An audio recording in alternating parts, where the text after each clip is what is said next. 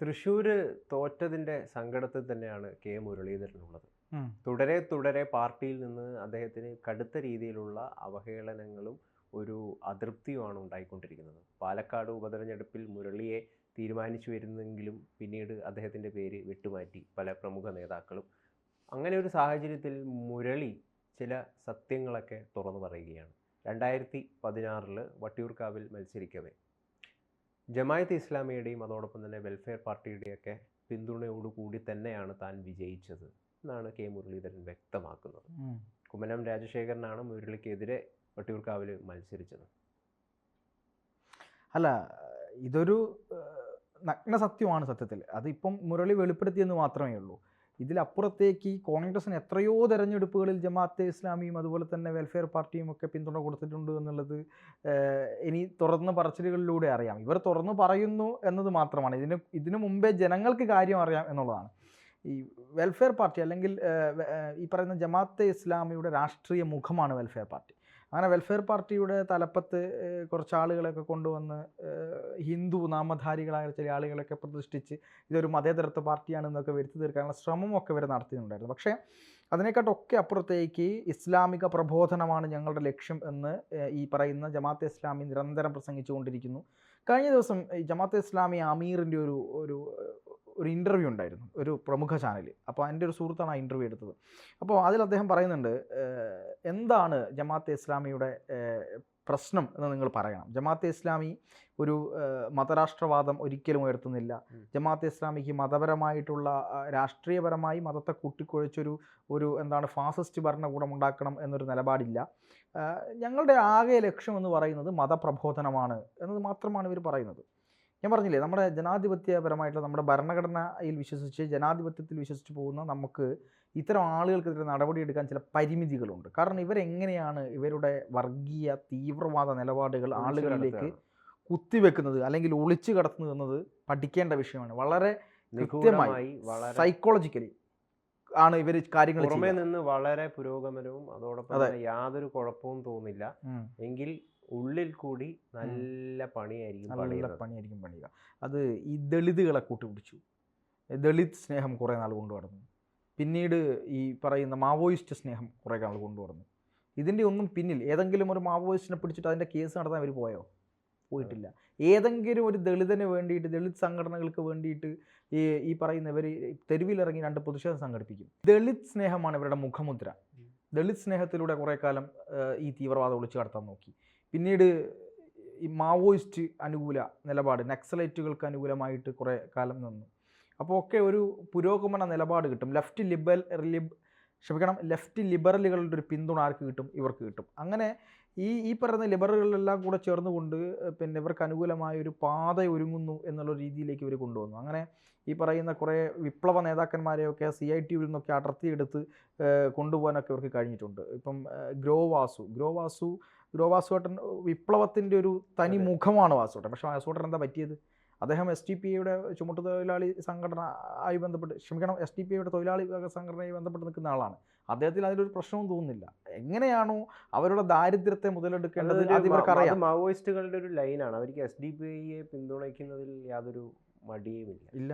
അത് അവരുടെ പ്രശ്നം ഈ പറയുന്ന ഹൈന്ദവീയമായ കാര്യങ്ങളോടാണ് കൂടുതൽ ബുദ്ധിമുട്ട്. മറ്റ് കാര്യങ്ങളോട് അവർക്കൊരു പ്രശ്നമില്ല. അപ്പോൾ ഇത്തരത്തിൽ ഒളിച്ചു കടത്തലുകളുടെ ഒരു മഹാകാലമാണ്. ഇപ്പം ഒരു പ്രമുഖ ചാനൽ ഇവർ കരുതുന്നത് അതിനുള്ള പ്രധാനപ്പെട്ട ഒരു കാരണം എന്താണെന്ന് വെച്ച് കഴിഞ്ഞാൽ മുസ്ലിങ്ങൾ ഇന്ത്യയിലെ ജാതി വ്യവസ്ഥയെ ഇല്ലാതാക്കാൻ വേണ്ടിയിട്ട് മുസ്ലിം മതത്തിന് അല്ലെങ്കിൽ ആ സമൂഹത്തിന് സാധിക്കും എന്നതുകൊണ്ടാണ് ഈ മാവോയിസ്റ്റുകൾ പ്രധാനമായിട്ടും ഈ SDPI പോലുള്ള സംഘടനകളൊക്കെ അണിചേരുകയൊക്കെ ചെയ്യുന്നത്.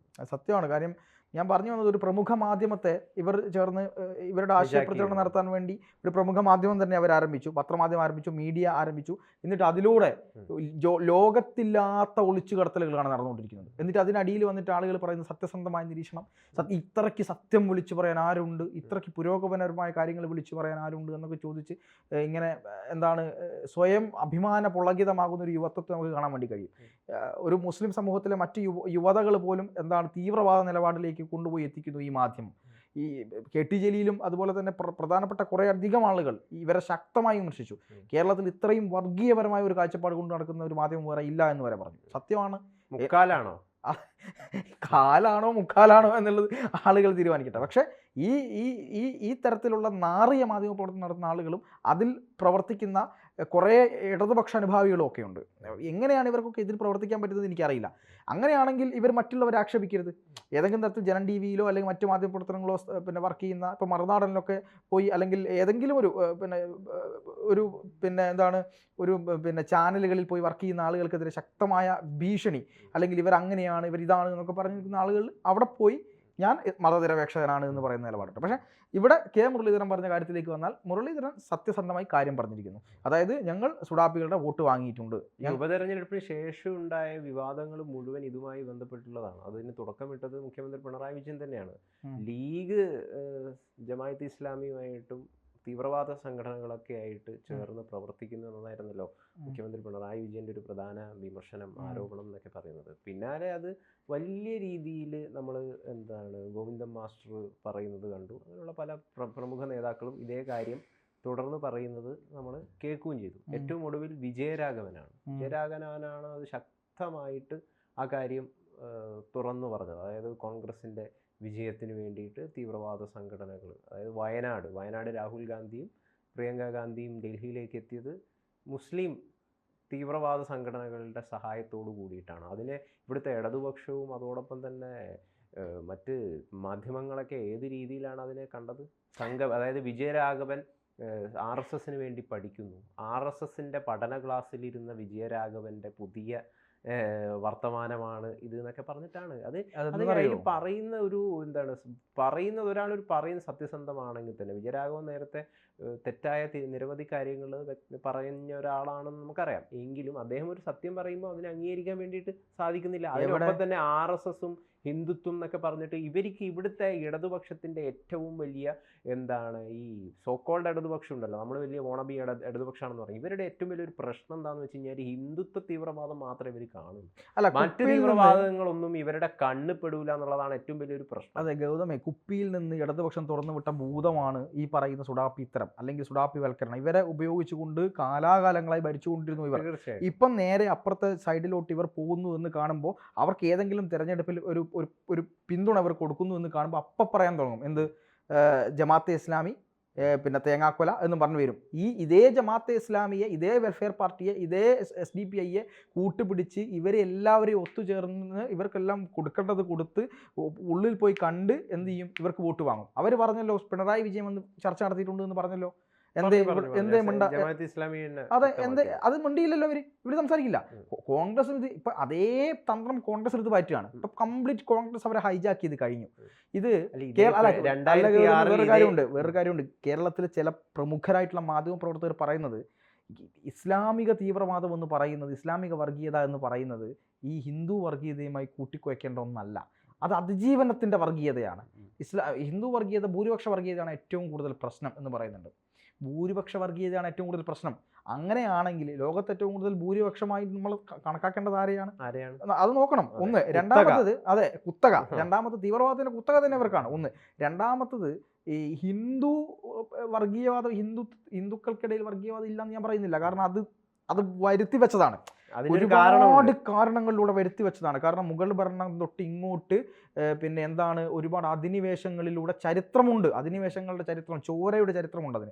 അതിനൊക്കെ തന്നെ ആയാൽ പോലും ഇപ്പോഴും ഇവിടെ ഒരു സമ്പൂർണമായ ഒരു BJP RSS ഭരണം വന്നാൽ പോലും ഇവിടെ എന്ത് സംഭവിക്കില്ല? ഇവിടെ ഒരാൾക്ക് ജീവിക്കാനാകാത്ത വിധത്തിലേക്കുള്ള തീവ്രവാദം കൊണ്ടുവരാൻ ഹിന്ദു നേഷൻസിന് കഴിയില്ല. ഹിന്ദു സംസ്കാരത്തിന് അതിന് കഴിയില്ല എന്നുള്ളത് തന്നെയാണ്. അതിനെതിരെ ഹിന്ദുക്കളിൽ നിന്ന് തന്നെ ശബ്ദമായിരുന്നു. മറ്റേത് അങ്ങനെയല്ല. ഒന്ന്.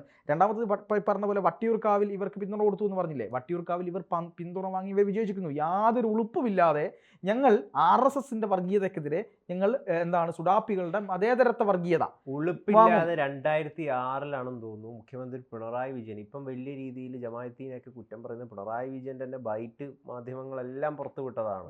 പച്ചയ്ക്ക് പറയുന്നത് ഞങ്ങൾ ജമാഅത്തെ ഇസ്ലാമിക്ക് പിന്തുണ നൽകിയിട്ടുണ്ട്, അവർ ഞങ്ങൾക്കും പിന്തുണ നൽകിയിട്ടുണ്ട് എന്ന് പറയുന്നത്. അപ്പോൾ തരാതരത്തിൽ ഇവർ അങ്ങോട്ടും ഇങ്ങോട്ടുമൊക്കെ കൊടുക്കൽ വാങ്ങലുകൾ നടത്തുകയാണ്. പിന്നീട് ഇപ്പോൾ ഒരുപാട് ഹിന്ദു വോട്ടുകൾ BJPയിലേക്ക് ചോർന്നു പോകുന്നു എന്ന ഭയത്തിൻ്റെ പുറത്താണ്, ഈഴവ വോട്ടുകളൊക്കെ ചോർന്നു പോകുന്നു എന്ന ഭയത്തിൻ്റെ പിന്നാലെയാണ് ഇടതുപക്ഷത്തിന് ഈ ഒരു തീവ്രവാദം ഒരു വലിയ ഭീഷണിയാണ് എന്നുള്ള ഒരു സത്യാവസ്ഥയൊക്കെ ബോധ്യപ്പെട്ടത് എന്നാണ് ബോധ്യപ്പെട്ടതൊന്നും ബോധ്യപ്പെട്ടിട്ടില്ല.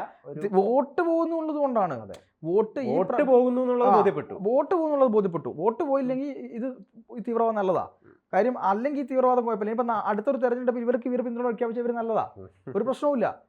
ഇതൊക്കെ കുറേ കാലം കഴിയുമ്പം ക്രിസ്ത്യൻസിനും ഹിന്ദുസിനും മുസ്ലിംസിനും ഒക്കെ മനസ്സിലായി തമ്മിലടുപ്പിക്കുന്നത് ആരൊക്കെ അല്ലാത്തത് ആരൊക്കെ എന്നൊക്കെ കുറേ ആളുകൾക്ക് മനസ്സിലായി. അതിൻ്റെ പുറത്താണ് ഇവരിങ്ങനെ ഭയക്കുന്നത്. എന്തായാലും ഈ പറയുന്ന വട്ടിയൂർക്കാവിൽ മാത്രമല്ല, നേമത്ത് മാത്രമല്ല, പാലക്കാട്ട് മാത്രമല്ല, എല്ലായിടത്തും ഇവർക്ക് പിന്തുണ കൊടുത്തിട്ടുണ്ട്. പിന്തുണയ്ക്ക് വേണ്ടി ഇവർ സംസാരിച്ചിട്ടുണ്ട്. കാലാകാലങ്ങളോളം എന്താണ് SDPIക്കെതിരെയോ മറ്റാളുകൾക്കെതിരെയോ ഒന്നും ഇവർ ആരും ഒന്നും സംസാരിക്കാൻ പോകുന്നില്ല. ഹിന്ദു തീവ്രവാദം എന്ന് പറഞ്ഞുകൊണ്ടിരിക്കും. പുലി വരുന്നേ എന്ന് പറയും. പിന്നീട് യഥാർത്ഥ പുലി വരുമ്പോഴാണ് എന്ത് മനസ്സിലാവുക, തീവ്രവാദം എന്താണെന്ന് ഇവർക്ക് മനസ്സിലാവുക. മുരളി പറയുന്ന മറ്റൊരു കാര്യം കൂടിയുണ്ട്. ഇതൊരു ദേശീയ നയമാണ്. BJPയെ തോൽപ്പിക്കാനുള്ള ദേശീയ നയമാണ് തീവ്രവാദികളെ കൂട്ടുപിടിക്കുക എന്നുള്ളതാണ് മുരളി പറയുന്നത്. ജവഹർലാൽ നെഹ്റുവിന്റെ കാലം തൊട്ട് തുടങ്ങിയതാണ്. വഖഫ് ബോർഡ് ഉൾപ്പെടെ ഇങ്ങോട്ട് ചരിത്രങ്ങൾ പരിശോധിച്ചാൽ നമുക്ക് മനസ്സിലാവും. അതുകൊണ്ട് ചരിത്രം പറഞ്ഞു പോകാൻ ഒരുപാടുണ്ട്. എന്തായാലും ജനങ്ങൾ ഇതൊക്കെ കാണുന്നുണ്ട് എന്ന വിശ്വാസം